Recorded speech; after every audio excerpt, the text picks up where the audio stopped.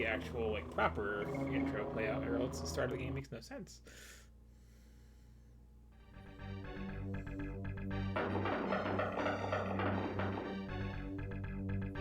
Not this much to it, you know.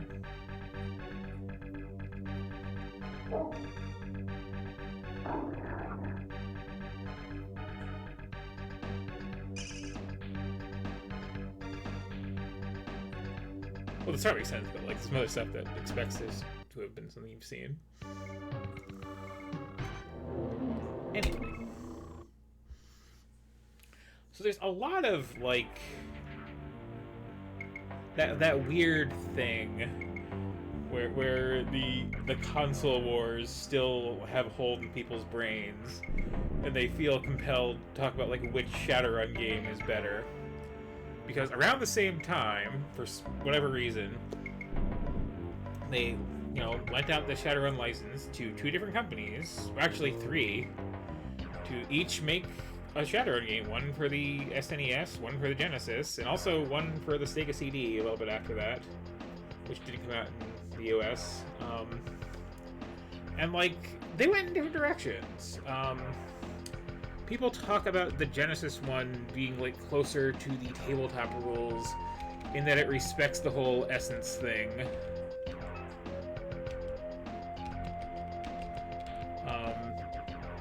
Which it does. And it has like the very, very, very like Lawnmower Man cyberspace stuff going on, which is nice to see. But like, I feel like this captures the vibe of the actual tabletop game a lot better.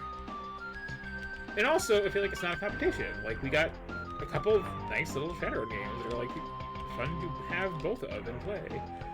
And I really hate that this game did not support the SNES mouse, because it is so designed around a mouse. Another thing, though, is, like, thinking about this versus the Genesis version, is I swear the entire soundtrack to this game is like designed for the Genesis like sound chip. And you poke around YouTube, if you know how to search for it properly, you can find people who've done like covers of all the music for this game like on Genesis hardware, and it sounds so good. But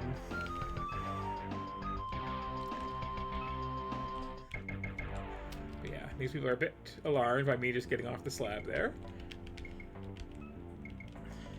Head computer and a data jack, and a little firearms and computer skill.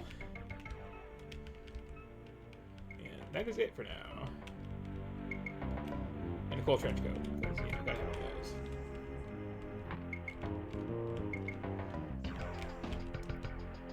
But yeah, like, at its heart, this is mostly an adventure game, more than anything. Combat is mouse-based, frankly, especially if they're not being a mouse. Also, this has one of these systems where you see the word firearm there is bold. So now I can ask about firearms. And also ask about hitmen. And like, I love this sort of conversation system. And it's in this, and it's in Final Fantasy II, and that's all I can think of that does it. And it's a shame. Hello, a busy man.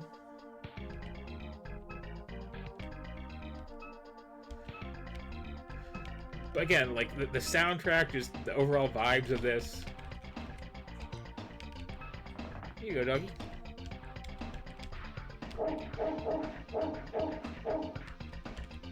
Oh. Thank you for this dog collar.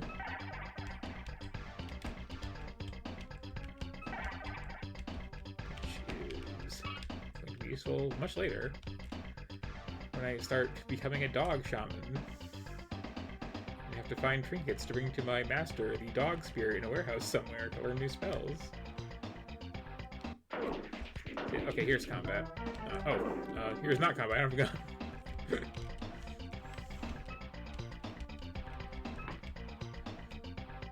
People don't lock their apartments, so.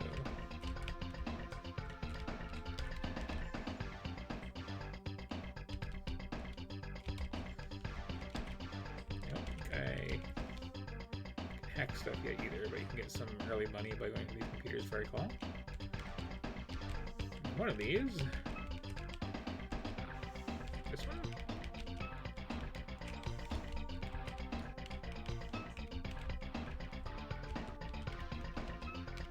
I think one of these, I think, is my apartment. I can, like, rest up in.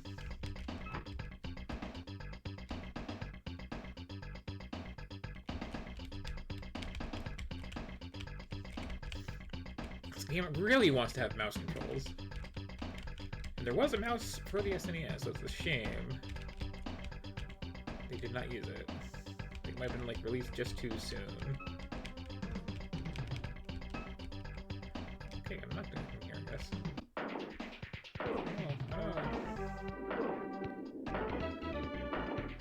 Gotta work out my identity. Gotta pay more attention to what we're saying.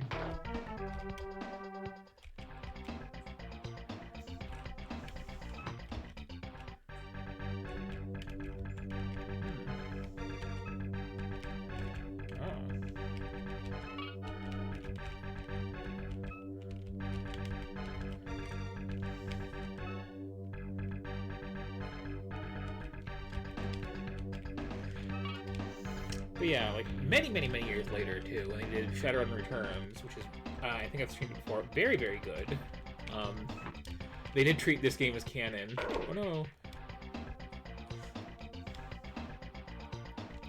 And this, in fact, same character shows up as an NPC. Where you need to like find a Decker friend.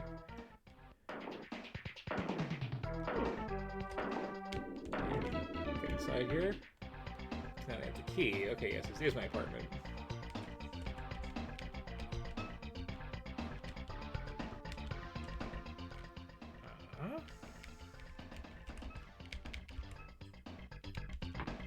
There we go. Okay. Now, first of all, we got a bed, which is good because I am very hurt. Do I have any karma yet? I do not, but if I did, I could up my stats and my skills and my spells I don't have any of.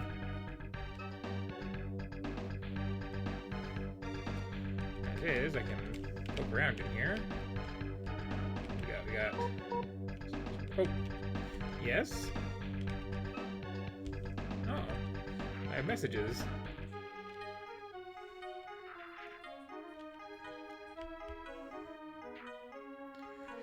I like that the villain is a guy named Drake, and then later you, like, meet him and, oh, it's an actual Drake, like, as in dragon. Anyway. Now that I have these sunglasses, instead of having my horrible beady eyes,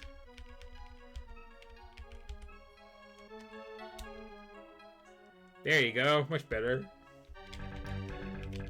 And now I can go back to the morgue and not freak people out. I have a payphone in my personal building. That's the thing.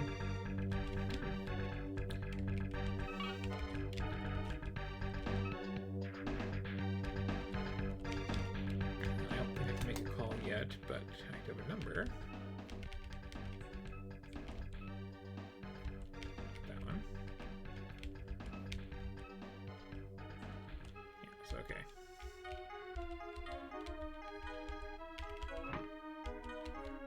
Here we got money.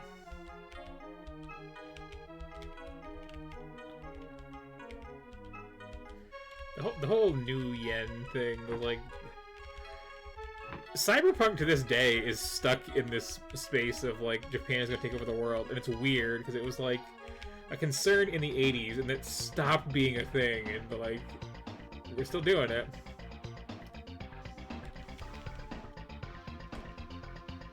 I think I came in here to get the shades, mainly.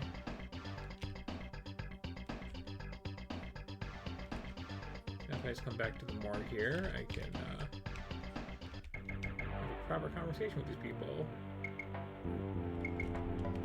Well, music is so good and moody. Yeah.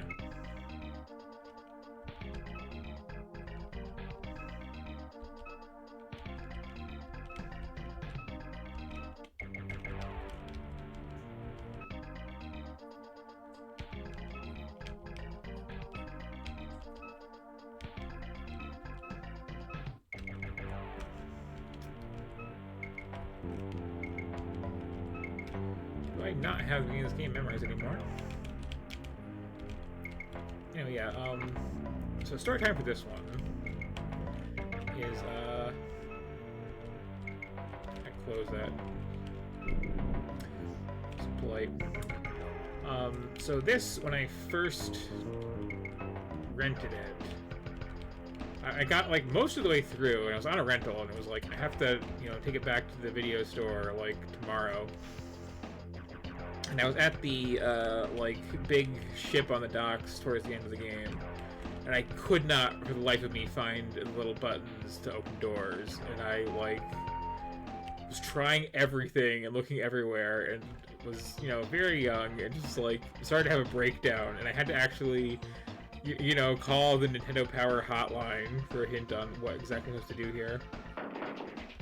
Where you going, guy? Oh no. Oh no. But a means of defending myself.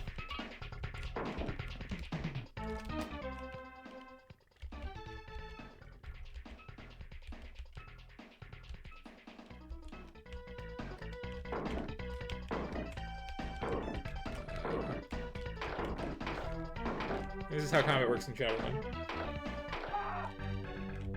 Not very well, honestly.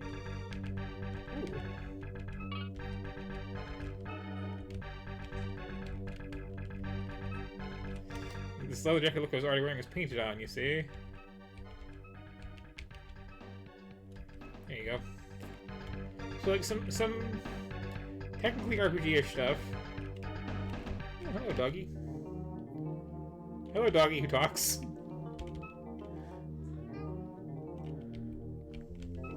Let's go back to dog. Dog doesn't talk a lot, but, you know, doggy. But yeah, stuff like this of just, like, mysterious encounters with dogs and you become a dog shaman is, like, very, very, like, got the lore down.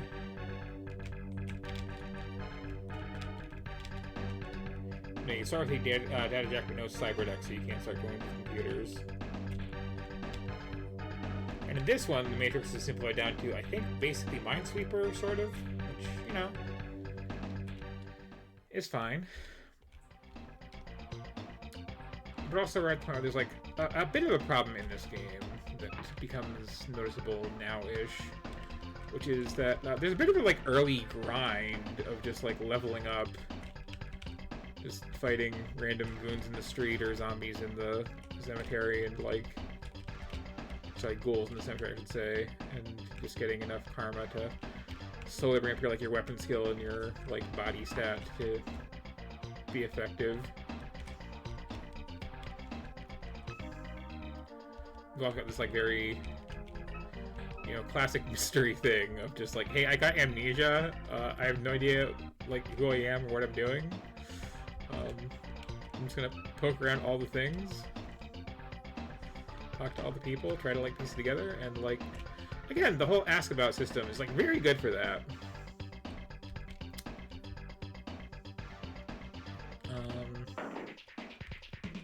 Oh, okay. Well, that way, huh? Well, yeah.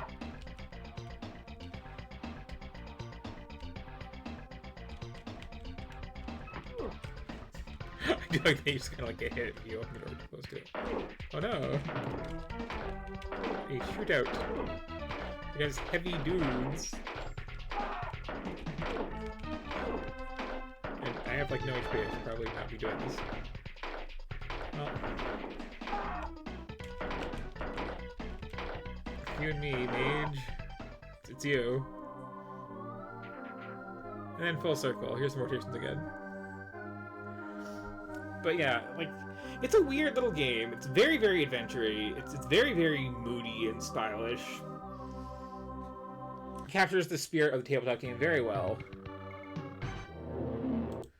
And it's a nice compliment to the Genesis game, which, like, captures a lot of the, like, mechanics of the tabletop game well.